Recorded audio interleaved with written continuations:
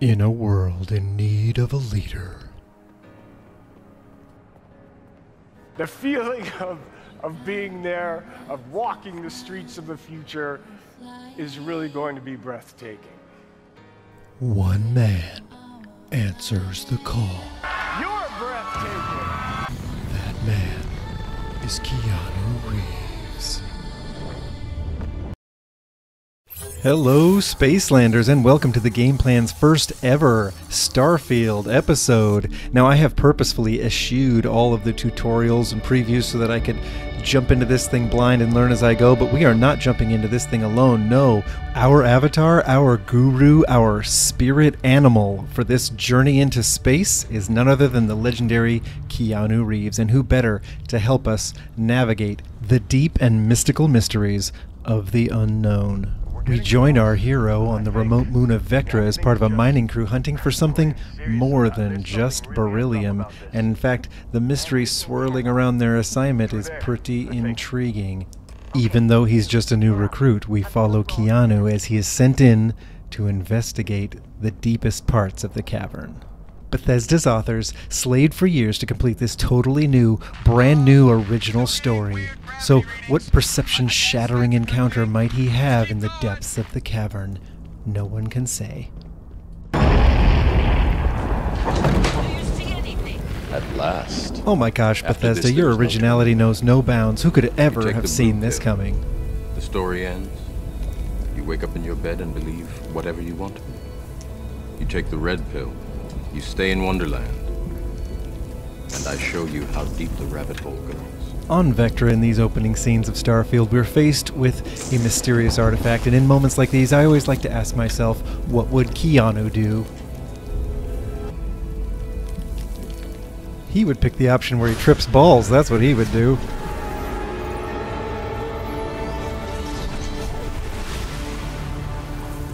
And with that, Keanu is launched into the main storyline of Starfield, and it's up to us, through the magic of Starfield's state-of-the-art character creation engine, to faithfully recreate him in the game. According to the press release, Bethesda spent years mapping the faces of hundreds of people from all over the world so that you could have the most immersive character creation experience anywhere. So making someone as iconic and recognizable as Keanu Reeves in this game should be no problem, right? And after hours of hard work, learning the ins and outs of the character creation program, this was the best I could do. Everything I did just made it look more like the guy from the live-action trailer. But let's all pretend this is the Keanu we would have wanted and move on to picking his background. What hasn't he been in his movies? Doctors, physicists, cops, messiahs. But he was also a Ronin. Did you forget? How dare you? 47 Ronin was a goddamn treasure. Go watch it immediately. Moving on to traits, there are many to choose from, but I think a few are pretty obvious, and the most obvious of all, hero worshipped. Feels like to be completely starstruck. We feel you, girl. The only stars that matter are the ones you look at when you dream. We turn to the right guy for advice about the stars. It's well known that Keanu is one of those Hollywood shy guys, so we go with introvert for our second choice. And last but not least, wanted, because if you've ever seen a John Wick movie, you already know what I'm talking about. After choosing the most perfect traits and creating the most perfect likeness, it's time for the most perfect name. Our blade for hire turned dusty. I still got 5 credits saying you assassinated some Ryujin executive. Why don't you fill her in, Peter? I can assure you that the stories you hear about this man, if nothing else, has been watered down.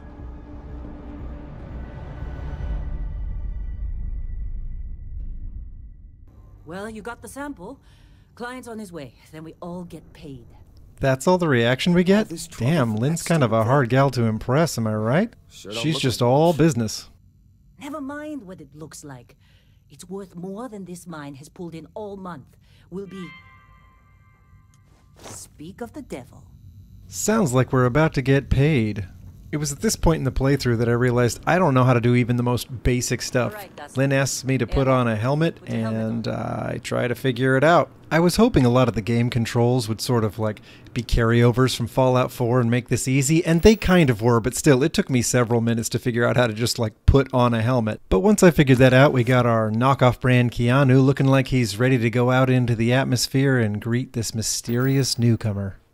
Now, some of you viewing this may have already played the game and seen the scene coming up, but as this unfolded, I was tingling with anticipation. They're finally opening an airlock and letting us out into the world at large. We finally get to see one of these big planets that they've been bragging on so much, and what do I immediately do? I immediately default into scrounging mode, where I just run around and start grabbing things. It's like some sort of a compulsion at this point. Have I played so much Fallout that I can't help myself?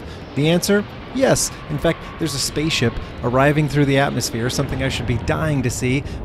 Finally, it occurs to me that scrounging can happen later, and I should be taking this in. So I start trying to, like, take in the vista, watch the space landing and all that, but then I get distracted, again, like a dog going after a squirrel when I see a box with a gun in it. All I can say is, Keanu, please forgive me. It's like Pavlovian at this point. Bethesda has me forever conditioned to salivate over duct tape. And out of the Nebuchadnezzar, the frontier, comes Morpheus, Barret, to talk to Neo, the protagonist, about their shared visions from the Oracle, artifact. But hey, we knew going into this that it wouldn't be a Bethesda game if we weren't some kind of chosen one, so that's why we picked the right man for the job. Went on a trip, huh? You could say that. Being the chosen one is kind of Keanu's specialty, and like Morpheus, Barret seems to recognize that his true purpose was to find Keanu. Barret, the scanners on the frontier are reporting a ship coming in hot from orbit. And with that cue, it sounds like enemies are arriving and we're going to get our first taste of a firefight in Starfield. I have to say, I am ready for it. Sometimes the gunplay is the fun part, am I right? So what are we working with? Looking at our weapons, they're pretty limited. We have this cutter tool, I guess it does a little bit of damage, and we have this Eon pistol, looks a lot like the 10mm from Fallout 4. I kind of like Bethesda carrying that sort of aesthetic over, that's kind of nice. We really only seem to have this one deep mining suit to wear into the battle, so that choice is made for us. And sprinting into the battle, I have visions of showing off my John Wick-like prowess to impress all of you viewers like a total badass. But instead, my Fallout conditioning kicks in and I start scavenging in the middle of the firefight. Okay, knock that off. It's time to put different Fallout conditioning into play here and see if any of my gun handling skills carry over. Sneaking is the same, aiming is the same, firing is the same. So far, so good. Let's all pretend I didn't just wing somebody on my own side and watch me, shoot with John Wick-like ability at these enemies. Look, see, I'm mostly hitting what I'm aiming at. You gotta give me credit for that, right? Oh, and I just killed another guy on my side. Wow, I'm kind of a liability. Which, now that I think about it, is kind of another carryover from my playing ability in Fallout 4. But it's not too late to save this and impress everyone with killing a pirate, very good, and then, what? Running out of ammunition in the middle of this firefight, taking a bunch of hits and damage, and being slow to reload before, hoping that the pirate's incompetence nets me a kill. Yeah, like I said, basically a perfect carryover from the way I used to play in Fallout 4. But even with my meager skills, we managed to take the last of the raiders, pirates, down, and then we talk to Vasco, the dog meat of Starfield, who gives us a compliment. Fewer casualties than would be expected. I'm already starting to like him. And Keanu does his tough guy slow walk over to Lynn and Barret just in time for us to hear Barret get chewed out. No. You think you're just going to take off after the mess you caused?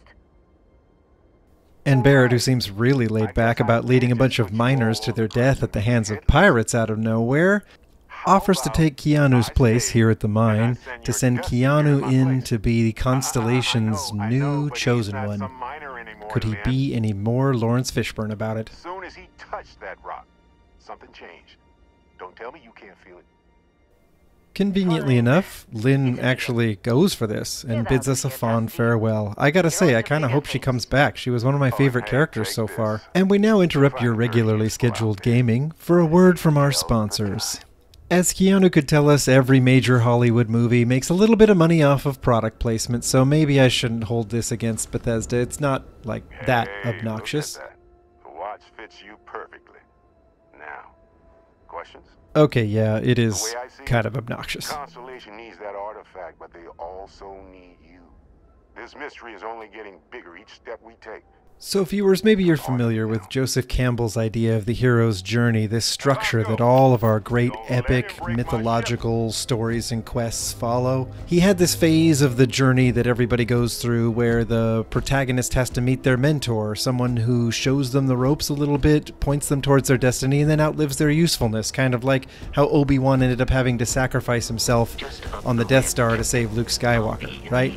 I feel like Bethesda just fast-tracked that. Did it feel like Barret was the mentor for about 2 minutes and then suddenly we're off on our own? Was it just me? Okay, back to talking about the game. I am really having fun with this whole spaceship thing. I mean, isn't it cool that we get this vehicle? It's like a big RV that we get to fly around with. It looks like it's pretty well equipped for all kinds of things. But before we take a look at the ship's equipment, let's take a look at what we picked up after that firefight with the pirates. Like, what kind of upgrades do we have here? Yes, we have our mining helmets, but I also picked up some kind of pirate assault helmet. This seems kind of cool. It's not like an obvious upgrade, but still, it's our first taste of a little bit of that kind of thing. Weapons-wise, looks like we have our cutter, we have our Eon. In fact, I picked up 5 more cutters, but we also picked up a few of these machine guns, probably kind of like the pipe rifle of Starfield, I'm guessing.